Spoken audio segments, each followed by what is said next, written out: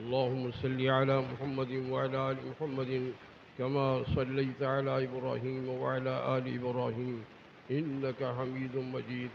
اللهم بارك على محمد وعلى آل محمد كما باركت على إبراهيم وعلى آل إبراهيم إنك حميد مجيد. أعوذ بالله من الشيطان الرجيم. بسم الله الرحمن الرحيم. وَلِتُكَبِّرُوا اللَّهَ عَلَى مَا هَدَاكُمْ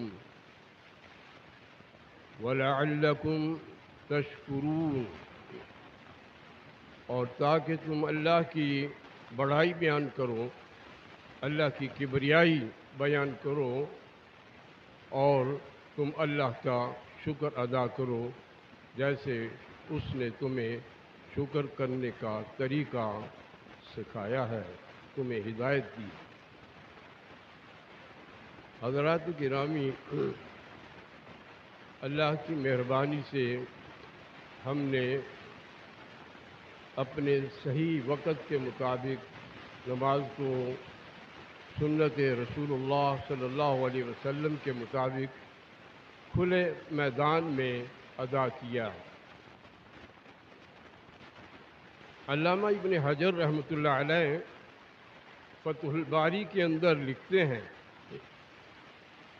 کہ عید کی نماز مسجدوں میں نہ ادا کرو، کھلے میدانوں میں ادا کرو، کھلی جگہوں پہ ادا کرو، کہ یہ اللہ کے رسول کی سنت ہے. نبی پاک صلی اللہ علیہ وسلم نے اپنی مبارک زندگی کے 10 سال مدینہ المنورہ میں گزارے، آخری 10 سال، اور آپ 10 سال ہی کھلے میدان کے اندر جا کر عید کی نماز پڑھاتے رہے، سوائے اس کے کہ بارش ہو گئی تو مسجد میں ادا کر دی. بارش کی صورت میں تو اجازت ہے نا مسجد میں، لیکن اللہ کے رسول صلی اللہ علیہ وسلم نے یہی طریقہ قائم رکھا، آپ کا دائمی عمل یہی رہا. آج تو چھوٹی چھوٹی مسجدوں میں عید کی نمازیں ہو رہی ہیں، چھوٹی چھوٹی مسجدیں. پتہ نہیں ان کو اللہ کے رسول کی سنت کا پتہ نہیں ہے، علم نہیں ہے. کچھ اپنے مفادات ہوتے ہیں، اس کی بنا پر امت کی جمعیت کو پارا پارا کیا جاتا ہے، پارا پارا کیا جاتا ہے امت کی جمعیت کو، جبکہ یہ عید کے اجتماعات جو ہیں یہ تو امت کی اجتماعیت کی بڑی زبردست دلیل ہے. اپنے کیسے بھرنے کے لیے چھوٹی سی مسجد میں نماز شروع کر دی. اگر یہ صحیح ہوتا تو مسجد نبوی کی کتنی فضیلت ہے، عام مسجدوں سے مسجد نبوی کی کتنی فضیلت ہے. تو مسجد نبوی کو چھوڑ کر اللہ کے نبی کھلے میدان میں کیوں نماز پڑھا رہے ہیں؟ کبھی سوچا ہے لوگوں نے اس میں؟ مسجد نبوی جس کی بڑی فضیلت ہے، بڑی شان ہے، ایک روایت کے مطابق 1000 نماز کا ثواب ہے، ایک نماز پڑھنے سے، اور ایک کے مطابق 50,000 نماز کا ثواب ہے. اتنی زیادہ فضیلت والی جگہ مسجد، اور پھر نبی کی مسجد، اس کو نبی پاک خود کیوں چھوڑ کر کھلے میدان میں نماز عید پڑھاتے رہے؟ علامہ ابن حجر رحمۃ اللہ علیہ یہ فرماتے ہیں کہ سنت رسول جو ہے وہ کھلے میدان میں ہی عید کی نماز ادا کرنا ہے. مجبوری کی صورت میں تو ہو سکتی ہے، اس میں تو کوئی شک نہیں ہے کہ بڑے حالات خراب ہیں، دہشت گردی ہے یا بارشیں ہیں، وہ تو اور صورت ہے. یہ نماز عید کیا ہے؟ نہ اس کے پہلے اذان ہے، نہ اس کی کوئی تکبیر ہے، حالانکہ ہر نماز سے پہلے اذان بھی ہے، تکبیر بھی ہے، لیکن یہ اس کی انفرادی حیثیت یہ اس لیے بھی ہے کہ یہ تو اللہ کی کبریائی کے اظہار کے لیے ہے، اللہ کا شکر ادا کرنے کے لیے ہے یہ نماز۔ گویا کہ عید کی نماز شکرانے کی نماز ہے۔ کس بات کا شکرانہ؟ کہ ہم نے اللہ کی توفیق اور اس کی مہربانی سے ہم نے رمضان المبارک کے روزے رکھ لیے، یہ اس کی مہربانی ہو گئی۔ اگر اس کی توفیق ہمارے شامل حال نہ ہوتی تو ہم روزے ہی نہ رکھ سکتے۔ کوئی نیکی اللہ کی توفیق کے بغیر نہیں ہو سکتی، کسی گناہ سے اللہ کی توفیق کے بغیر نہیں بچا جا سکتا۔ یہی معنی اور مفہوم ہے لا حول ولا قوت الا باللہ کا، جس کو اللہ کے رسول نے جنت کا خزانہ کہا ہے۔ لا حول ولا قوت الا باللہ کو جنت کا خزانہ کہا ہے۔ اس کو پڑھتے رہا کرو، اس کو پڑھتے رہا کرو، کثرت کے ساتھ پڑھا کرو۔ کئی بیماریاں، کئی پریشانیاں، کئی دکھ اور غم ختم ہو جائیں گے انشاءاللہ۔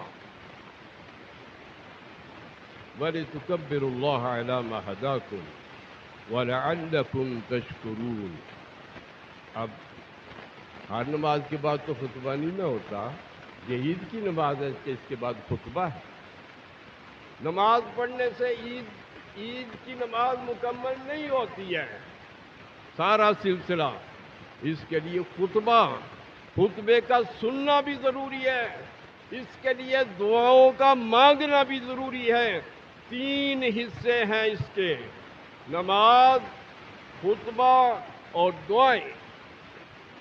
جو لوگ نماز پڑھ کے چلے جاتے ہیں انہوں نے پوری نماز تو پھر نہیں نہ ادا کی، ایسے ہی چلے گئے بیچارے۔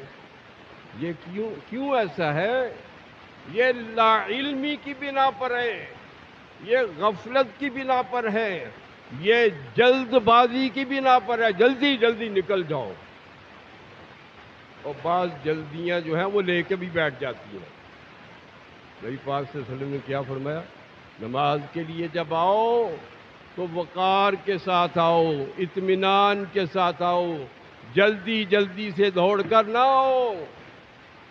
اللہ کے رسول نے تو آداب بتائے ہیں، طریقے بتائے ہیں۔ ایک آدمی جلدی سے نماز کے لیے آتا، گر جاتا ہے، لالچ اس کو یہ تھا کہ مجھے رکعت مل جائے، اور رکعت ملنے کی بجائے وہ دوسری رکعت میں بھی بڑی مشکل سے جا کے شامل ہوتا ہے، گر گیا۔ تو اللہ کے رسول کی تعلیمات میں تو بڑی خیرخواہی ہے، بڑی ہمدردی ہے۔ ہمیں اللہ کے رسول ہی کی فرما برداری کرنی چاہیے، انہی کی اطاعت میں ہمیں زندگی گزارنی چاہیے۔ اللہ سے ڈرو۔ نبی پاک صلی اللہ علیہ وسلم خطبہ ارشاد فرما رہے ہیں حجۃ الوداع کے، خطبہ حجۃ الوداع بڑا مفصل خطبہ ہے، گویا کہ اسلام کا خلاصہ ہے وہ۔ اس میں حضرت ابو امامہ فرماتے ہیں رضی اللہ عنہ کہ سمعت رسول اللہ، میں نے اللہ کے رسول کی زبان مبارک سے یہ کلمات سنے، حدیث کے اندر موجود، اتقوا اللہ، اللہ سے ڈر جاؤ، وہ تمہارا رب ہے، ربکم، اور تمہیں اس نے پیدا کیا، وہ تمہارا پالن ہار ہے، اس کے بغیر تو تم جی بھی نہیں سکتے، اس کی رحمت کے بغیر۔ اتقوا اللہ ربکم، اللہ سے ڈرو جو تمہارا رب ہے۔ اگر اللہ کا ڈر دل میں پیدا ہو جائے تو ہماری کافی ساری خامیاں اور خرابیاں خود بخود دور ہو جاتی ہیں، اور اللہ کا ڈر دل میں پیدا ہو جائے باقی سارے ڈر دل سے نکل جاتے ہیں، باقی سارے ڈر دلوں سے نکل جاتے ہیں۔ اور نبی پاک انبیاء علیہ السلام کا طریقہ کیا تھا، ان کا طرز عمل کیا تھا، ان کا عقیدہ کیا تھا؟ وَيَخْشَوْنَهُ، وہ صرف اللہ سے ڈرتے تھے۔ انبیاء جن کی پیروی کا حکم ہے وہ صرف اللہ سے ڈرتے تھے۔ وَيَخْشَوْنَهُ وَلَا يَخْشَوْنَ أَحَدًا إِلَّا اللَّهَ، اللہ کے سوا کسی سے نہیں ڈرتے تھے۔ جس بندے کا یہ عقیدہ بن جائے اس کے تو سارے خوف آج خود ہی ختم ہو جاتے ہیں، خود بخود ختم ہو جاتے ہیں۔ دنیا میں ڈرانے والے بڑے بڑے طریقوں سے ڈراتے ہیں، لیکن ڈرنا ہے تو صرف اللہ سے ڈرنا۔ وہی ہمارا محافظ ہے، وہی ہمیں تندرستیاں دینے والا ہے، اسی کی طرف سے بیماریاں آتی ہیں، اسی کی طرف سے غم آتے ہیں، اسی کی طرف سے پریشانیاں آتی ہیں، اور ان کو دور کرنے والا بھی صرف اور صرف وہی ہے۔ وَإِن يَمْسَسْكَ اللَّهُ بِضُرٍّ فَلَا كَاشِفَ لَهُ، اللہ اگر کسی کو کسی پریشانی میں مبتلا کر دے تو کوئی ایسا نہیں ہے جو اس کو اس میں سے نکال سکے سوائے اللہ کے۔ یہ عقیدہ ہے قرآن پاک کا، یہ سورہ یونس 11ویں پارے کے اندر موجود ہے۔ اللہ سے دعائیں مانگا کرو، اللہ سے لو لگایا کرو، اللہ سے امیدیں رکھا کرو۔ اللہ قبول کرنے والا ہے، اللہ معاف کرنے والا ہے۔ اللہ ہمارے روزوں کو بھی قبول فرما لے، ہماری نمازوں کو بھی قبول فرما لے۔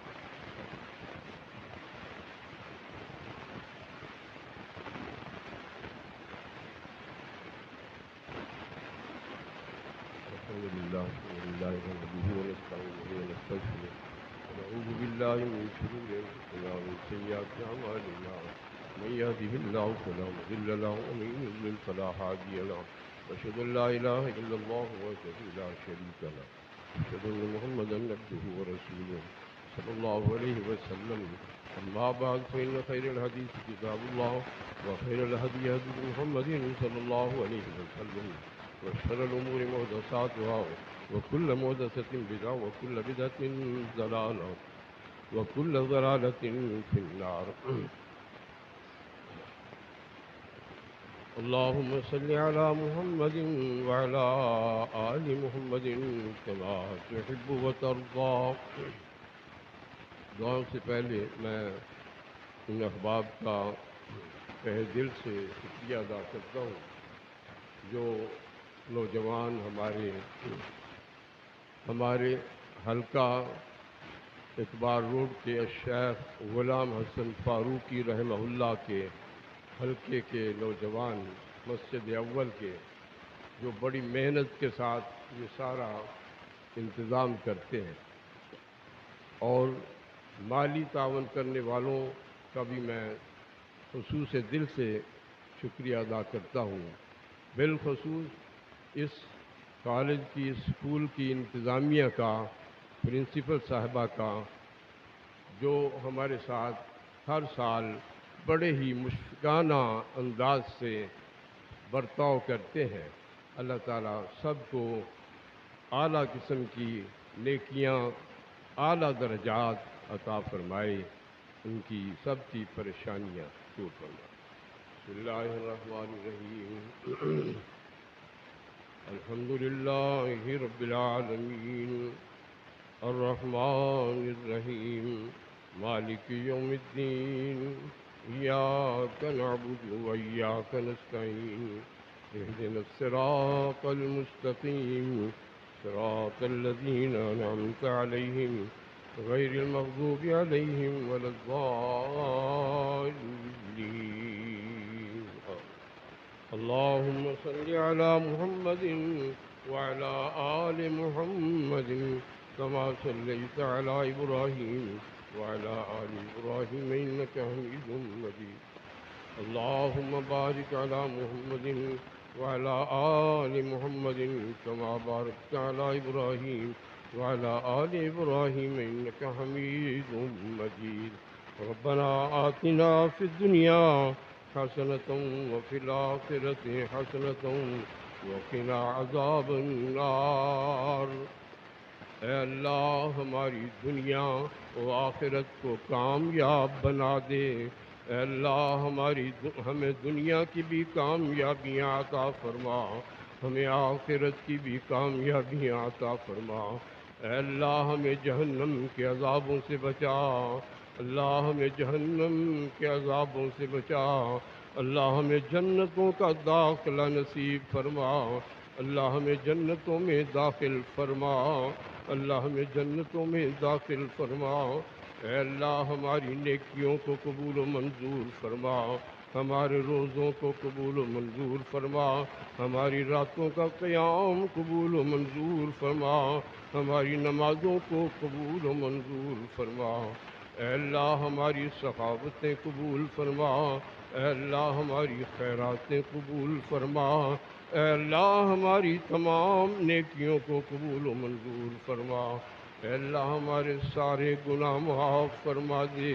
اللہ پہلے بھی پچھلے بھی چھپے بھی ظاہر بھی چھوٹے بھی بڑے بھی اللہ ہمارے سارے گناہوں کو معاف فرما. اللہ تو معاف فرمانے والا ہے، معافی کو پسند کرتا ہے. اللہ ہم سب کو معاف فرما دے. اللہ ہم سب کو معاف فرما دے. اللہ تو دیکھ رہا ہے. اللہ تیرے علم میں ہے سارا کچھ. اللہ تو دلوں کے بھیدوں کو بھی جانتا ہے. اللہ تو دلوں کے رازوں کو بھی جانتا ہے.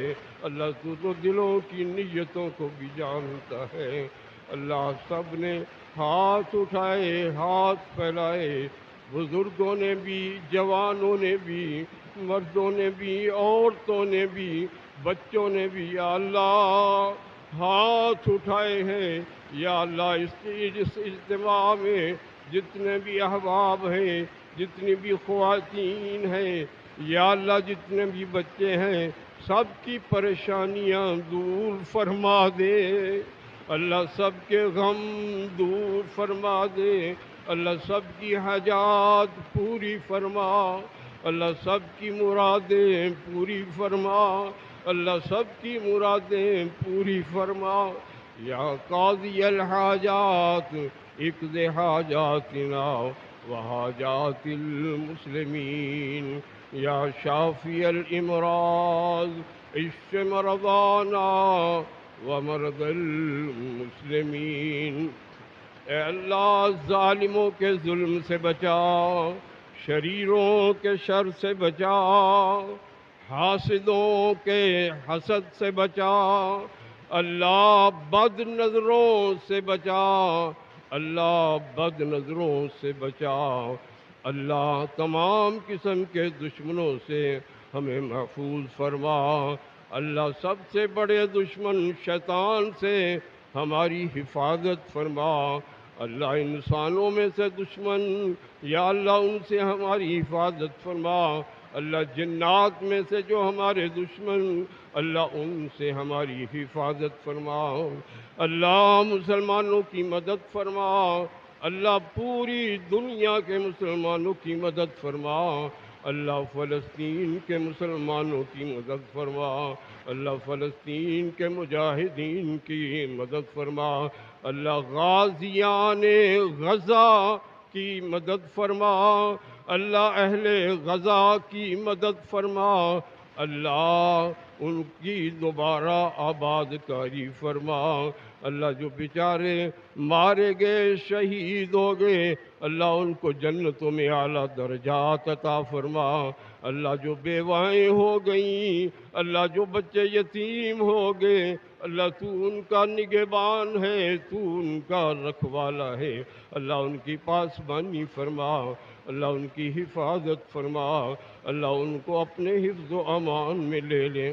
اللہ ہماری اولادوں کو نیک بنا دے. اللہ ہماری اولادوں کو با عمل با کردار بنا دے. اللہ جن کی اولادیں نہیں ہیں انہیں اولادیں عطا فرما دے، اللہ جن کی صرف بیٹیاں ہیں ان کو بیٹے عطا فرما دے، اللہ جو بیٹے بیٹیوں کے رشتوں کے سلسلوں میں پریشان ہیں اللہ ان کی پریشانیوں کو جلد دور فرما دے، اللہ ہمارے حالوں پہ رحم فرما، اللہ ہمارے حالوں پہ رحم فرما، اللہ آنے والی پریشانیوں سے بھی محفوظ فرما، اللہ آنے والی پریشانیوں سے بھی محفوظ فرما، اللہ ہمارے اس ملک کو، اس وطن عزیز کو اے اللہ قائم دائم رکھ، قائم دائم رکھ، سلامت رکھ، تمام قسم کے دشمنوں سے اسے بچا کے رکھ، اندرونی دشمن بیرونی دشمن، یا اللہ سب سے اس ملک کو بچاؤ، یا اللہ اس ملک کو طاقتور اسلامی ملک بنا دے، اللہ اس ملک کو طاقتور اسلامی ملک بنا دے، اللہ اس ملک میں اپنا نظام قائم فرما دے، اللہ اس ملک میں محمدی نظام قائم فرما دے، اللہ ہماری درخواستیں ہیں، ہماری تمنائیں ہیں، ہماری التجائیں ہیں، ہماری فریادیں ہیں، اللہ قبول و منظور فرما لے، اللہ قبول و منظور فرما لے، اللہ جو ہمارے اعزاء و اقربا فوت ہو گئے، رشتہ دار دوست احباب نمازی بھائی مسجدوں میں آنے والے، یا اللہ جو چلے گئے تیرے پاس پہنچ گئے وہ فوت ہو گئی، یا اللہ ان سب کی مغفرت فرما دے، اللہ ان سب کی بخشش فرما دے، اللہ ان کی قبروں کو منور فرما دے، اللہ ہمارے والدین کی بخشش فرما، اللہ ہمارے والدین کی بخشش فرما، اللہ ان پہ رحم فرما، ان کی قبروں کو جنت کے بغیچے بنا، ان کو جنتوں میں اعلیٰ درجے عطا فرما، اللہ ہمارا خاتمہ ایمان پر فرمانا، اللہ ہمارا خاتمہ صالح اعمال پر فرمانا، اللہم من احییتہ منا فاحیہ علی الاسلام ومن توفیتہ منا وتوفہ علی الایمان، سبحان ربک رب العزت عما یصفون وسلام علی المرسلین والحمد للہ رب العالمین۔